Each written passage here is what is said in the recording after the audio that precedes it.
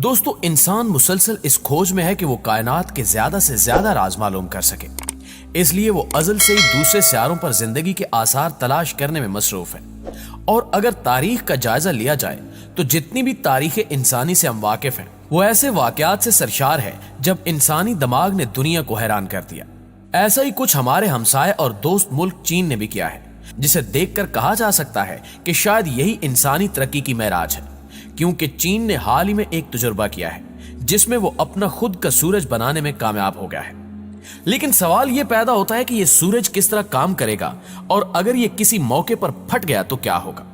आज की हमारी वीडियो इन्हीं सवालों से मुताल्लिक है, जिन्हें सुनने और देखने के बाद आप मुकम्मल तौर पर इस सूरज से आगाह हो जाएंगे। वाज़ेह है कि निज़ाम शमसी में मौजूद सूरज का कवर यानी सबसे अंदरूनी हिस्से का दर्जा हरारत 15 मिलियन डिग्री सेल्सियस रिकॉर्ड किया गया है।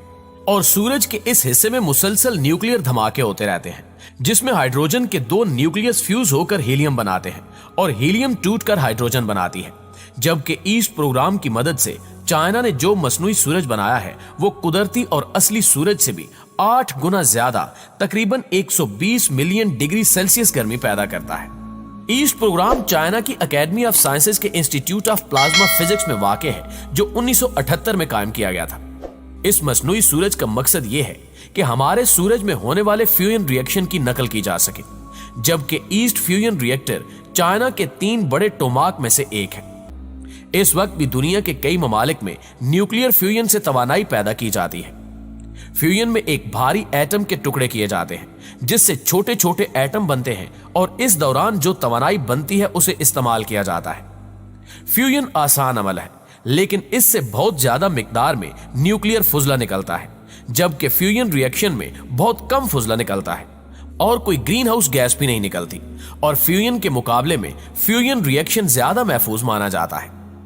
अगर इस सिलसिले को बढ़ाया जाए तो न्यूक्लियर फ्यूजन दुनिया में सस्ती और साफ सुथरी माहौल दोस्त लामहदूद तवानाई फ्राहम करने की सलाहियत रखता है। इस अमल को मुकम्मल करने के लिए 150 मिलियन डिग्री सेल्सियस दर्जा हरारत चाहिए होता है, जिससे प्लाज्मा गर्म हो और सब एटमी ज़रात जैसा कि प्रोटॉन, न्यूट्रॉन और इलेक्ट्रॉन का महलूल बन सके। इस प्लाज्मा को लंबे अरसे से बनाने की कोशिश जारी है और अब तक की तहकीक और तजुर्बात के मुताबिक ये कुछ मिनट के लिए मुस्तहकम रह पाता है।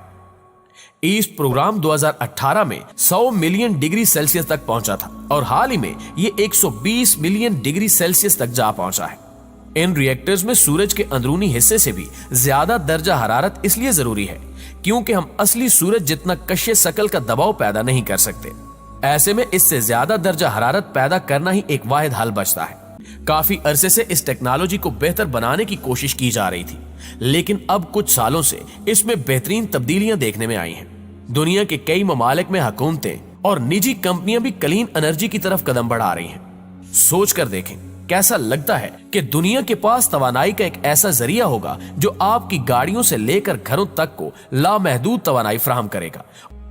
फ्यूजन मीटर की चौथी स्टेट यानी प्लाज्मा पर काम करता है और अब तक हमारा ज्यादा तारुफ 3 किस्म के मीटर से ही रहा है, जो हवा, पानी और गैस है।